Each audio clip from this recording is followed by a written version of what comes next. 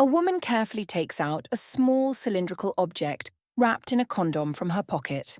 She handles it gently, unwrapping it with a bit of mystery. Inside is a cigarette.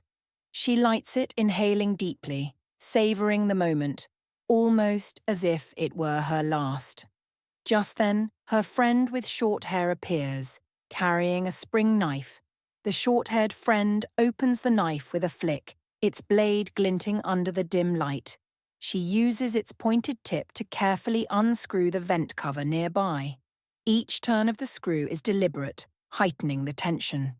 The curly-haired woman stays alert, ready to help as her friend climbs into the vent, moving with quiet precision.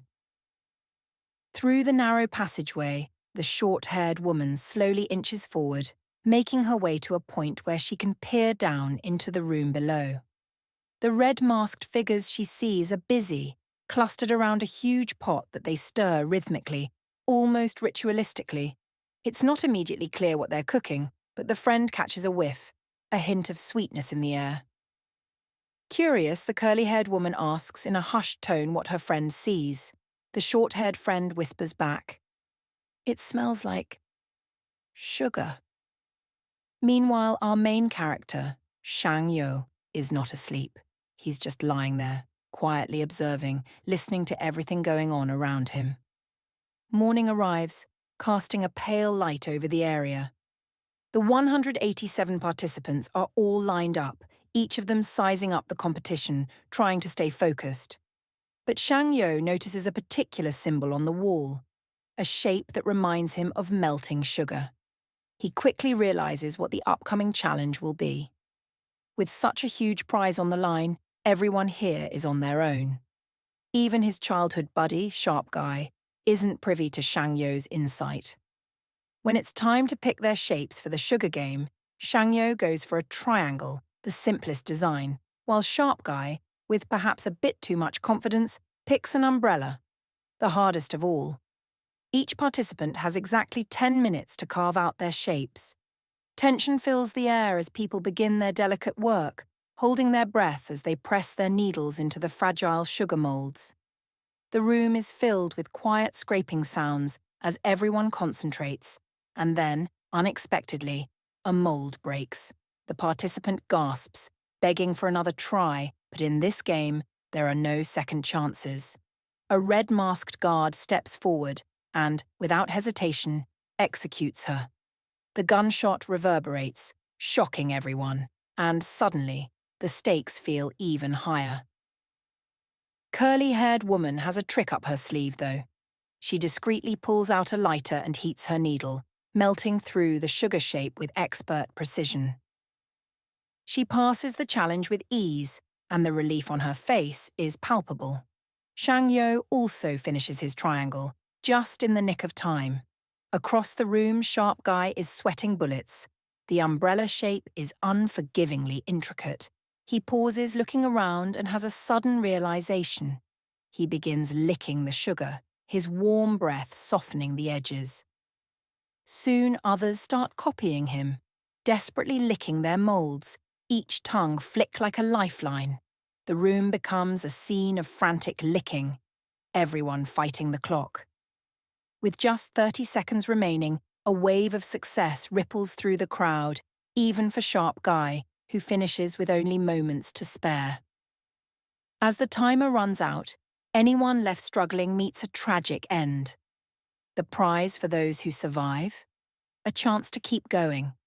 Beneath the floor, red-masked guards are already busy, disposing of the bodies of those who failed.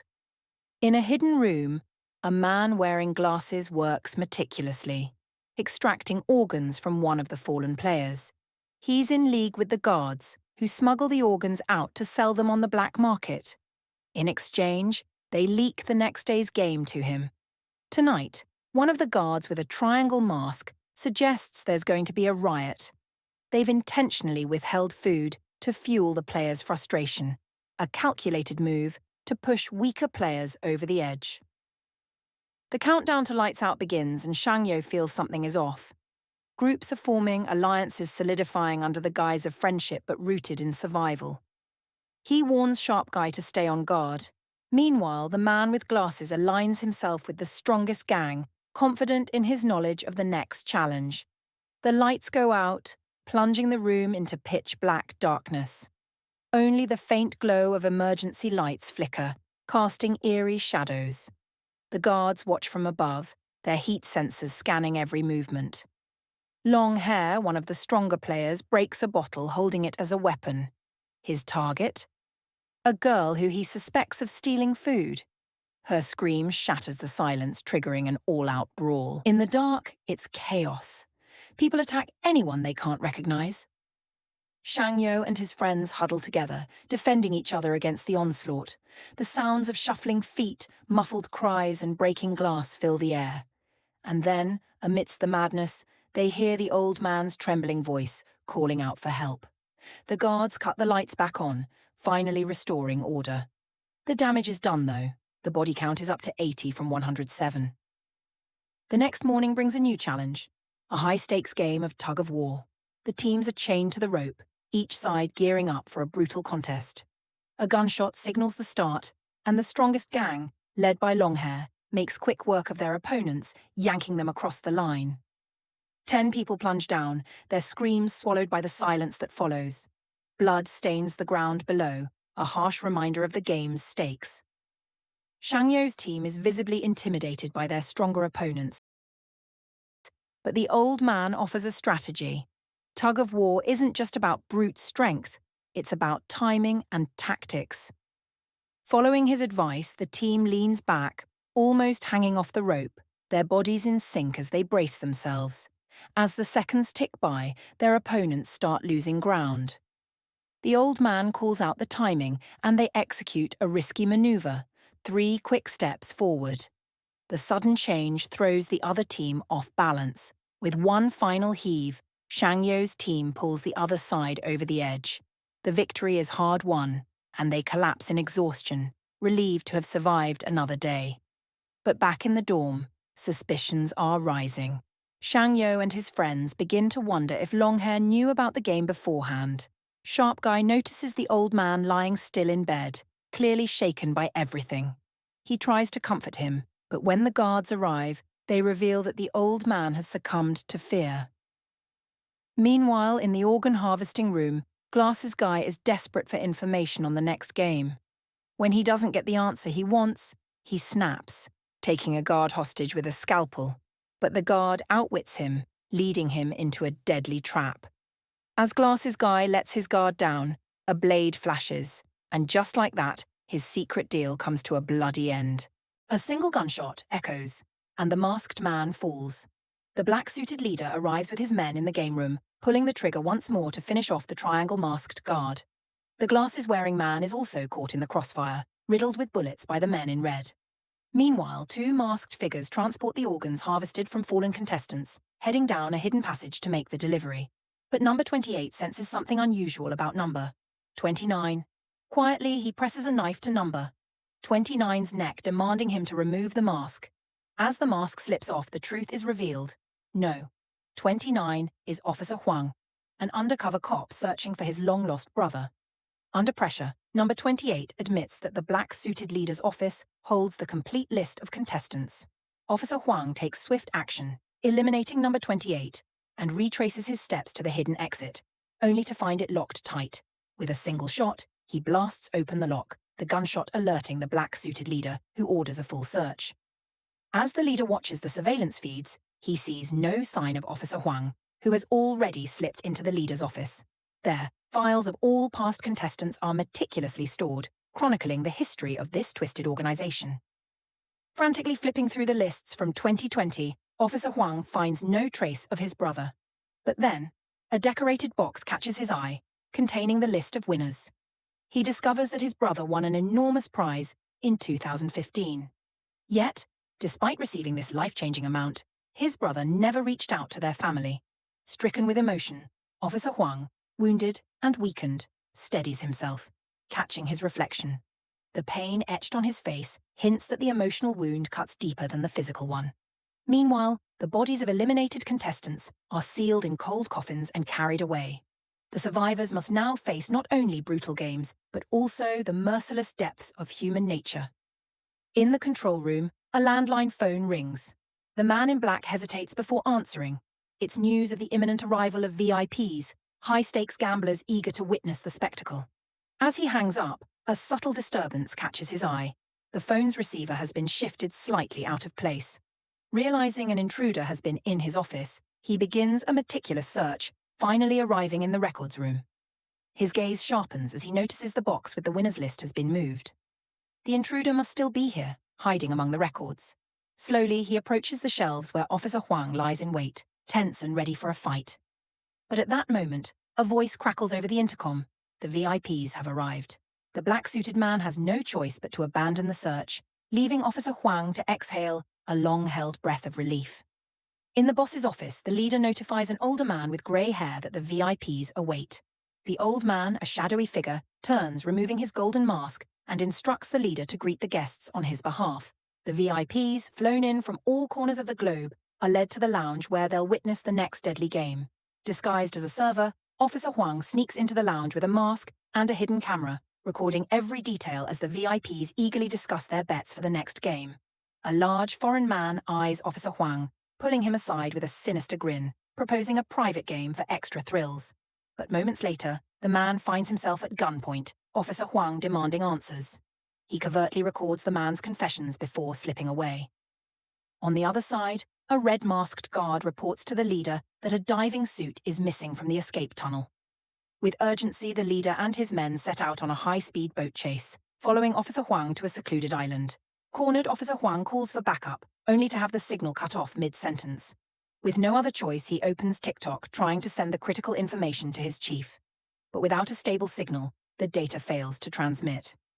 In a final standoff on a cliff's edge, Officer Hwang stands cornered, facing the leader who seems to sense the officer's last bullet. The leader advances unflinching, but rather than retaliate, he offers Officer Hwang a place within the organization, promising survival at a steep price. In that chilling moment, Hwang feels an eerie familiarity, sensing the truth hidden behind the mask. He demands, "Who are you?" The mask lifts, and Hwang's suspicions are confirmed. It's his own brother. With a trembling hand, the black-suited leader invites him once more to join. Bound by duty, Hwang refuses, accepting death rather than a place in this nightmare. His brother, filled with anguish, ends his life, pushing him off the cliff. Donning the mask once more, the black-suited leader hides his grief, resuming his role within the cold machinery of the game. Two brothers who once shared a childhood now stand divided by a $45.6 billion prize, a game of 456 lives reduced to one. Now, only contestants 218 and 456 remain, facing a ruthless final round known as the hesitation game. The rules are simple. The attacker must reach the head of the hesitation circle, or the defender must throw them out. Death is not just a risk, it's a guarantee. Taking a single-legged stance, contestant 456 inches forward, grasping a handful of sand, determined to pass this last brutal test. Rain begins to fall as the two contestants reveal their knives, the arena turning into a deadly battleground. They clash, with 456 disarming his opponent's blade and kicking him to the ground. But his rival doesn't surrender, removing his coat for another assault. In the rain-soaked chaos, they engage in a savage struggle, fueled by the staggering prize awaiting the victor. As contestant 456 prepares to deliver a final blow, he hesitates, and instead of killing, he limps toward the squid head marker. The red-masked guard's gun now points at his fallen opponent, ready to end his life should 456 complete the game. But a deep-seated emotion stirs within 456. He makes a choice, forfeiting the game to spare his rival's life. Yet, his opponent, in a final act of sacrifice, ends his own life, entrusting his family to 456's care with his dying breath. Days later, the victor, contestant 456, finds himself discarded from a luxury car, a credit card spat from his mouth. The ATM balance displays a staggering $45.6 billion. But when he returns home, he finds only heartbreak. His mother has passed away, and despite his winnings, he spirals into a year of despair. One day, while drinking by the sea, a familiar card slips into his bouquet, a final summons from a ghost he thought dead. Seeking answers, he meets the frail mastermind, the true puppeteer behind the games. For him, the games were a thrilling hobby, a way to satiate a morbid curiosity. For his wealthy circle, It was entertainment, a grotesque display of human frailty. To prove one last point, the mastermind proposes a final wager, that no one would help a drunken man on the street by midnight. Minutes tick by, and as the hour nears, someone finally aids the stranger, restoring a glimmer of humanity. The mastermind dies as the bet concludes, and contestant 456, reinvigorated by this proof of kindness, rediscovers a purpose. With his hair dyed bright red, he embraces a life of color once more. Before boarding a flight to reunite with his daughter, he encounters a familiar face at a subway game station. He intervenes, warning the man to avoid the deadly game. With a final phone call, contestant 456 signals his desire to join the game again, unaware that a new chapter, darker and more twisted, may be about to unfold.